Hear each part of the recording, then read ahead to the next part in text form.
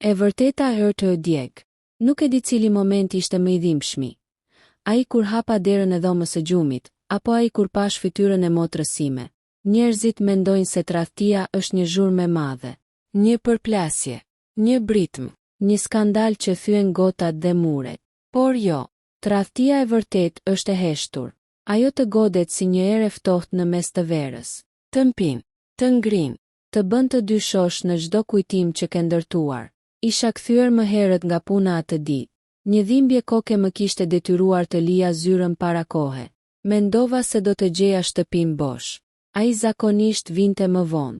Motra ime, ajo kishte thënë se do të kalonte vetëm për një kafe disa ditë më parë. Por jo atë ditë. Shtëpia ishte shumë e qetë.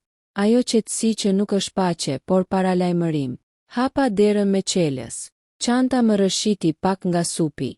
Dëgjova një zë të ulët si një pëshpëritje e mbytur. Fillimisht mendova se ishte televizioni. Pastaj dëgjova një të qeshur. Një të qeshur që e njihja shumë mirë. Ishte e saj. Motra ime e vogël. Ajo që e kisha mbrojtur gjithë jetën. Ajo që e kisha marrë me vete në pushime. Ajo që qante në shpatullën time për të dashurit që e linin. Dera e dhomës së gjumit ishte gjysmë e hapur. Dhe në atë qarje të vogël drite, u thye gjithë jeta ime. Nuk do të përshkruaj detaje. Nuk ka nevojë. Mjafton të them që sytë mi pan më shumë se sa zemra ime mund të përballonte. Ai u kthye i pari. Fytyra e tij u zbardh. Motra ime u përpoq të mbulohej me qarqaf, si në ndonjë film të lirë. Asnjë britm nuk doli nga goja ime. Asnjë lot. Vetëm një buzëqeshje e lehtë. Mos u shqetësoni, thash me një zë që as vet nuk e njoha. Vazhdoni. Dhe mbylla derën. Jo sepse isha e fortë, por sepse në atë moment diçka brenda meje vdiq. Dhe kur diçka vdes, nuk bërtet. Heshtja që i trembi më shumë se çdo sken. Atë mbrëmje u ula në kuzhinë dhe bëra kafe. Dëgjoja hapat e tyre të ngatëruar, zërat e ulët, justifikime që po përgatisnin. Por unë nuk doja asnjë justifikim. Ata mendonin se unë do të bëja sken, që do të qaja, që do të thërrisja prindërit, që do të përplasesha. Por unë po mendoja. Motra ime doli e para. Sytë e saj ishin të skuqur. Nuk është ashtu siç duket, tha. Fjalia klasike. E pash drejt në sy. E di, është më keq. Ajo uli kokën. Ai doli pas saj. U përpoq të më prekte dorën. E tërhoqa ngadalë, pa zemërim. Vetëm ftohtësi. Nesër kemi darkën e familjes, thash qetë. Mos harroni. Ata u pan me njëri tjetrin. Nuk e kuptuan. Unë buzëqesha. Sepse në atë moment, ndërsa ata mendonin se unë isha viktima e thyer, unë po ndërtoja planin tim. Dhimbja që kthehet në fuqi. Nuk fjeta atë natë. Jo nga lotët, por nga mendimet. Tradhtia e një burri është e dhimbshme, por tradhtia e motrës është thik me dy tehe. Sepse ajo nuk më mori vetëm burrin. Ajo më mori besimin, fëmijërinë, kujtimet. Dhe unë nuk doja thjesht ndarje. Nuk doja thjesht divorc. Doja drejtësi. Jo drejtësi me britma, por drejtësi që digjet ngadalë. Të nesërmen u zgjova herët. U vesha bukur. Bëra grim si zakonisht. Ai më shikonte me dyshim. Mendonte se qetësia ime ishte para stuhis. Por ai nuk e dinte. Stuhia ime nuk bën zhurmë. Ajo pret momentin perfekt. Fillimi i planit. Në telefonin tim kisha diçka që ata nuk e dinin. Një mesazh, një fotografi, një provë, sepse ajo nuk ishte hera e parë. Disa javë më parë kisha ndjer diçka. Një ndryshim, një distancë, një parfum tjetër në këmishën e tij. Dhe instinkti një gruaje rrallë gabon. Kisha kontrolluar, kisha parë mesazhe, biseda të fshehta, emoj zemrash, orë takimesh, dhe po, kishte edhe foto. Nuk thash asgjë atëherë, prisja konfirmimin, dhe dje e mora. Tani gjithçka ishte gati. Darkën e familjes nuk do ta humbisja për asgjë në botë. Buzëqeshja ime i trembi. Gjatë gjithë ditës u sillesha normalisht. E pyeta nëse donte kafe. I thash motrës se mund të vinte me ne në darkë. Madje e përqafova. Ajo u drodh. Njerëzit kanë frikë nga zemërimi, por kanë më shumë frikë nga qetësia, sepse qetësia do të thot plan. Dhe unë kisha planin më të bukur që kisha ndërtuar ndonjëherë. Ata mendonin se unë isha e thyer, por unë po bëhesha e rrezikshme. Darka herë askush e këdhe të haroj. Në familjen tonë, darkat e së dielës ishin të shenjta. Nëna përgatiste gjithmonë tavolinën me kujdes, babai hapte verën që ruante për raste të veçanta, ndërsa ne motrat bënim sikur grindeshim për vendin prandritares si në fëmijëri. Por ajo e diel nuk ishte si të tjerat. Ajo e diel do të ishte fundi i tyre. Shtëpia e prindërve skena perfekte. Kur arritëm, nëna doli të na priste në derë, si gjithmonë. Sa bukur që n'keni, tha me entuziazëm. Unë buzëqesha. Ai u përpoq të dukej normal. Motra ime shmangu kontaktin me sytë e mi. Shtëpia kishte atë aromën e njohur të gjellës së ngrohtë dhe bukës së sapo pjekur. Një aromë që dikur më jepte siguri. Atë natë më jepte fuqi, sepse çdo detaj ishte pjesë e planit tim. U ula në vendin tim të zakonshëm. Ai pranë meje. Motra përballë. Ironike apo jo? Nëna nisi të fliste për dasmën e kushëririt. Babai për politikën. Bisedat e zakonshme, të padëmshme, të sigurta. Askush nuk e dinte se unë baja në çantë një sebë të vogël, një copë plastike që do të shpërthente si bombë. Loja e tyre fillon të plasaritet. E vëzhgoja motrën time me kujdes. Ajo përpiqej të duke e qetë, por duart i dridheshin kur ngrinte gotën. Ai nga ana tjetër sillej më i dashur se zakonisht. Më prekte krahun. Më buzëqeshte. Një aktor i dobët në një dramë të keqe. Sa ironike që mendonin se unë isha ajo që nuk kuptoja. Kur erdhi momenti i ëmbëlsirës, e dija që ishte koha. Babi, thash me zë të qetë, a funksionon ende televizori me sebë? Ai qeshi. Sigurisht që po. Pse? Kam diçka për t'ju treguar. Një surprizë. Motra ime ngriti kokën me njëherë. Ai më shikoi drejte në sy. Në atë moment e kuptuan. Sekondat para shpërthimit. Ndërsa babai vendoste USB-n në televizor, në dhomra një heshtje e çuditshme. Nëna ul pranë tij, kurioze. Çfarë është? Unë u ngrita ngadalë. Zemra më rrihte fort, por fytyra ime ishte e qetë. Ndoshta një video familjare, tha motra ime me zë të dobët. E pash. Po, i thash. Shumë familjare. Ekrani u ndez. Në fillim një foto. Pastaj një tjetër. Mesazhe.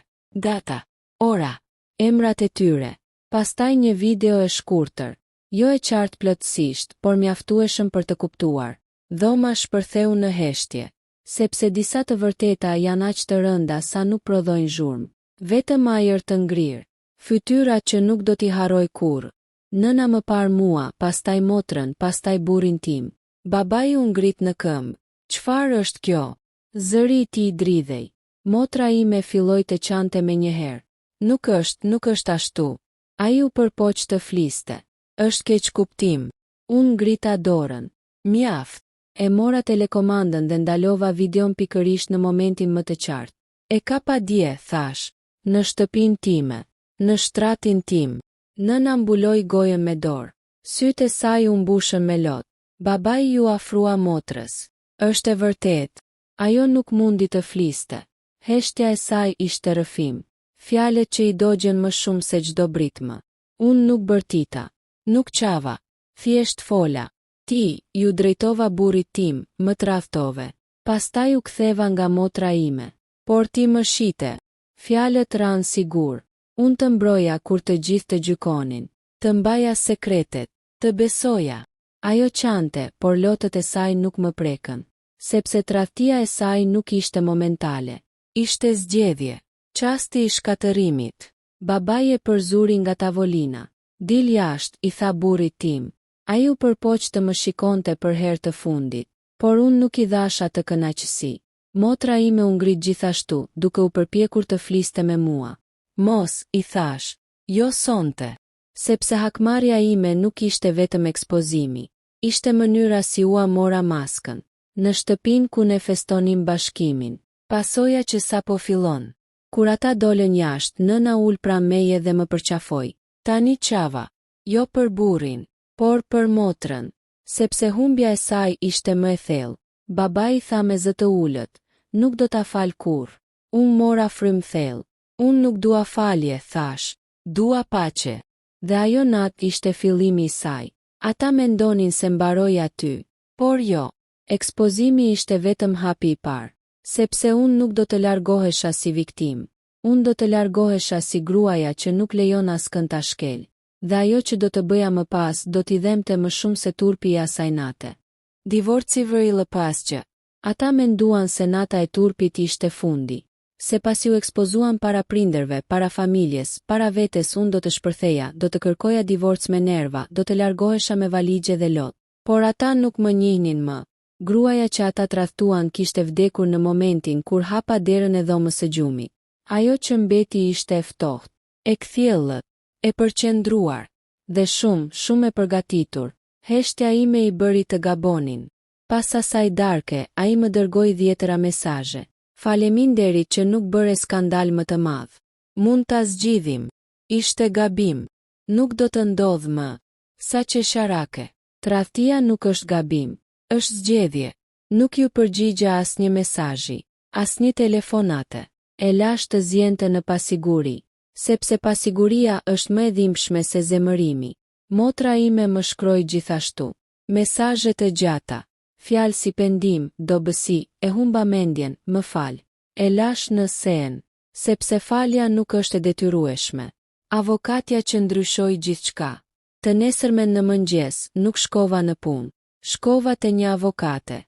Një grua që ma kishte rekomanduar një kolege vite më parë. E fort, e sak, pa emocione të tepërta. Ajo më dëgjoi me qetësi. Ke prova? Më pyeti. I vendosa para saj gjithçka.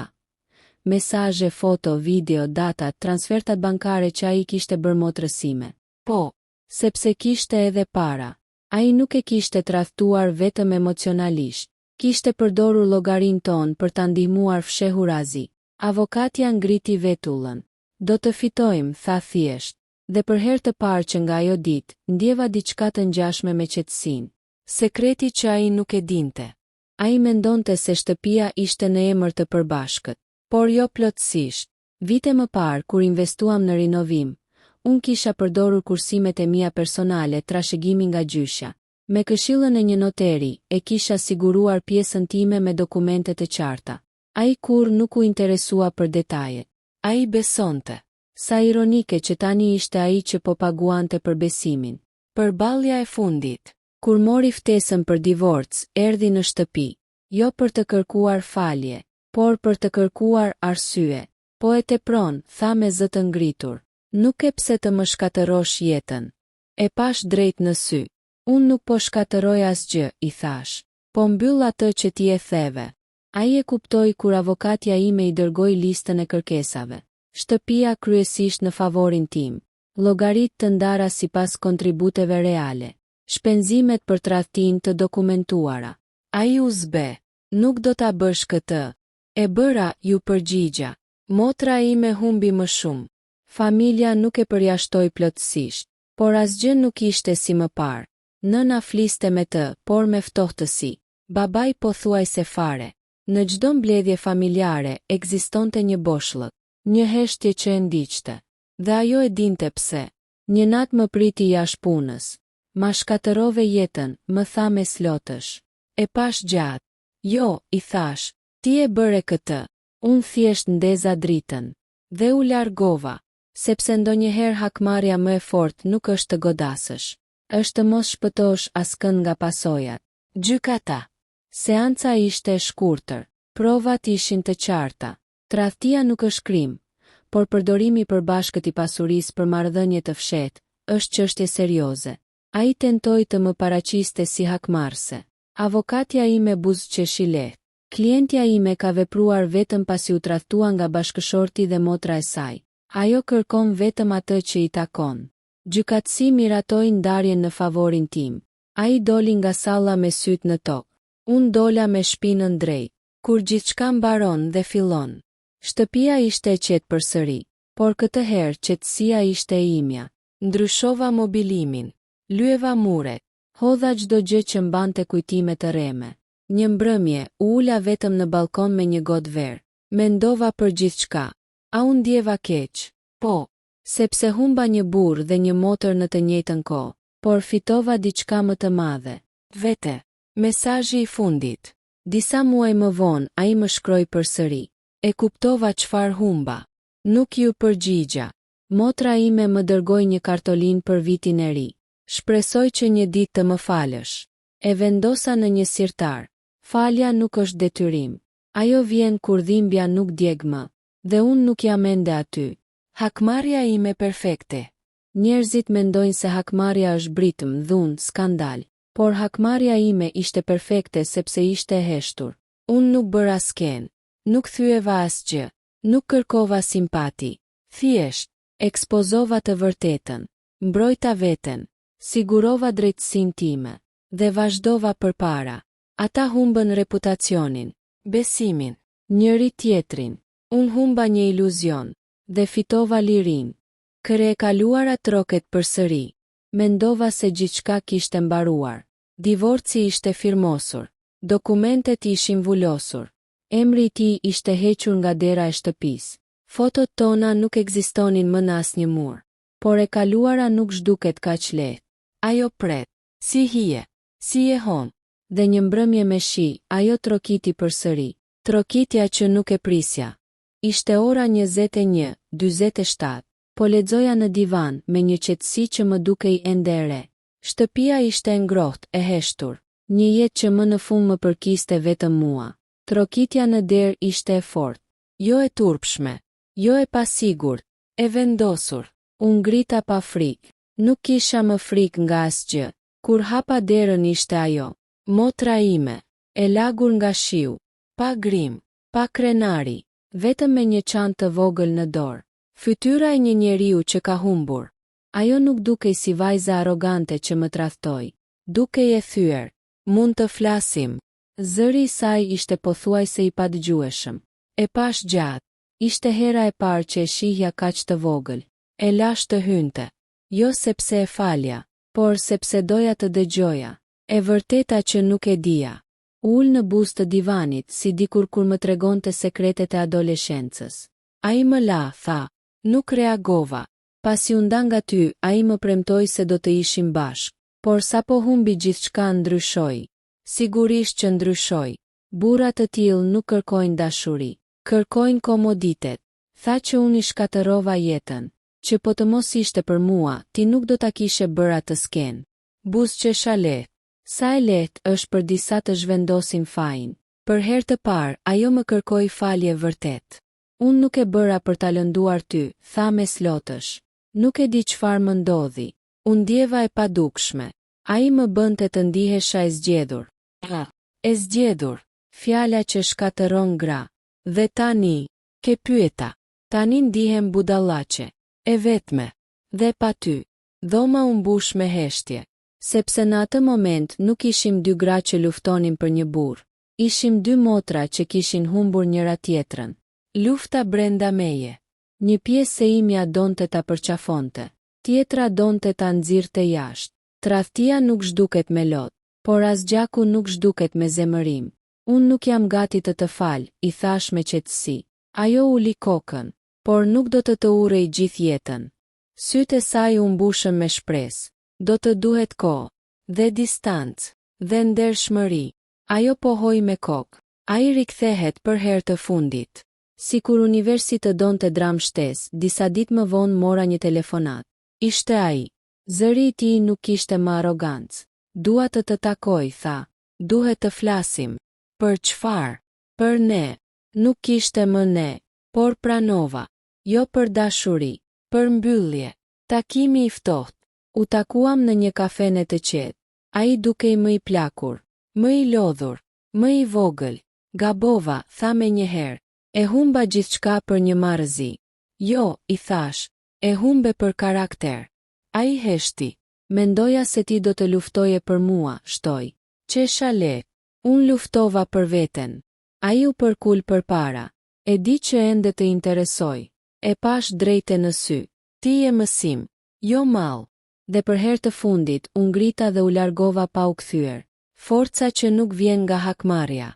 Hakmarrja ime ishte ekspozimi, por fuqia ime e vërtet ishte indiferenca. Ai nuk më kishte më. Motra ime nuk më kishte më si dikur, por unë kisha diçka më të rëndësishme. respektin për veten. A ka rikthim? Motra ime filloi terapi. Filloi punë të re. U përpoq të rindërtonte marrëdhënien me prindërit. Unë mbaja distancën time. Jo për ta ndëshkuar, por për të shëruar veten. Sepse falja e nxituar është vetëm frikë nga vetmia. Dhe unë nuk kisha më frikë të isha vetëm. Kur e kaluara troket ti zgjedh nëse hap derën. Unë e hapa derën për motrën time. Por e mbylla përgjithmonë për të. Sepse disa njerëz janë kapituj. Disa janë gabime. Dhe disa janë kujtesa që të bëjnë më të fortë. Në fund, hakmarrja ime perfekte nuk ishte shkatërimi i tyre. Ishte ndërtimi im. Dhe kur e kaluara troket përsëri, unë nuk jam më gruaja që u tradhtua. Unë jam gruaja që mbijetoi. E vërteta e askush e ke dinte. Njerëzit mendojnë se historia ime mbaroi me divorcin, me ekspozimin, me humbjen e tyre, me fitoren time. Por e vërteta është më e thellë. Sepse hakmarrja ime perfekte nuk ishte vetëm ajo që pante gjithë. Ishte ajo që askush nuk e dinte. Sekreti që e mbajta vetëm për vete. Kur e kapa atë ditë në dhomën time, nuk ishte hera e parë që ndjeva tradhtin. Instinkti më kishte paralajmëruar muaj më parë. Nuk e ndoqa me njëherë. E vëzhgova. Ndryshimet e tij, justifikimet, mungesat, dhe po fillova të përgatitesha para se ta kapja. Jo për ta kapur, por për të mos u rrëzuar. Unë e dija para se ta shihja. Një natë, rastësisht apo ndoshta jo rastësisht, pash një mesazh në telefonin e tij. Nuk ishte eksplicit, por ishte intim, shumë intim, dhe emri ishte i njohur. Motra ime. Në atë moment nuk bërtita, nuk e përballa, sepse zemra ime donte prova, jo dyshime, dhe ndërsa ata mendonin se po jetonin një sekret të rrezikshëm, unë po ndërtoja mburojën time. Lëvizja që ndryshoi gjithçka. 2 muaj para se ta kapja në flagrancë, unë bëra diçka që askush nuk e dinte. Transferova kursimet e mia personale, riorganizova dokumentet, sigurova kontratat, kontrollova çdo detaj financiar. Ai nuk e vuri re, sepse ai ishte i zënë duke menduar se po fitonte diçka të ndaluar, ndërsa unë po siguroja që kur të vinte momenti, të mos humbisja asgjë. Pse nuk bëra skena të ditë? Shumë njerëz më kanë pyetur më pas. Si mundet të ishe kaq e qetë? Sepse unë e dija se reagimi emocional do t'i jepte atij pushtet. Një burr që tradhton pret dram, pret lot, pret lutje. Unë i dhash heshtje, dhe heshtja e bën fajtorin të ndiej frikë. E vërteta që askush nuk e dinte, por ka diçka tjetër, diçka që nuk ja kam thënë askujt. Atë ditë kur pash motrën time në shtratin tim, dhimbja më e madhe nuk ishte tradhtia, ishte fakti që kuptova diçka për veten. Unë kisha injoruar shenjat, kisha zgjedhur të mos shihja, sepse dashuria, kur është e verbër, është bashkëfajtore. Dhe hakmarrja ime perfekte nuk ishte vetëm kundër tyre, ishte një zgjim për mua. A e fitova vërtet? Po, sepse nuk humba veten, nuk u ula, nuk u luta. Nuk u përkula, por fitova edhe diçka më të madhe, mësimin, që askush nuk është mbi kufijtë e mi, as burri, as motra, as gjaku. Motra ime sot. Ne nuk jemi si më parë, ndoshta nuk do të jemi kurrë, por kemi filluar të flasim, ngadalë, me kujdes, pa iluzione. Ajo po mëson përgjegjësinë, unë po mësoj kufijtë. Falja nuk është harrim. Është vendim për të mos lejuar të kaluarën të kontrolloj të ardhmen. Dhe unë jam ende duke vendosur. Ai sot. Ai u largua nga qyteti. Nuk di shumë. As nuk dua. Sepse ai është kapitull i mbyllur. Dhe librat nuk rilexohen kur fundi të ka mësuar gjithçka që duhet. Hakmarrja ime perfekte. Nuk ishte turpërimi publik. Nuk ishte divorci. Nuk ishte pasuria. Ishte kjo. Unë nuk u bëra si ata. Nuk tradhtova për t'u hakmarr, nuk gënjeva për të lënduar, nuk u ula në nivelin e tyre. Unë u ngrita, dhe kjo i dhem më shumë se çdo britm. Nëse po e lexon këtë, nëse je tradhtuar, nëse je lënduar, nëse dikush që duhet të mbronte të ka thyer, mos bërtit me njëherë, mos u shem, qetësohu, mendo, vepro me mendje, jo me plag, sepse hakmarrja më e fortë nuk është shkatërimi i tjetrit. Është transformimi yt. Sot, kur e shoh veten në pasqyrë, nuk shoh gruan që u tradhtua. Shoh gruan që mësoi. Dhe kjo është fitoria ime e vërtet.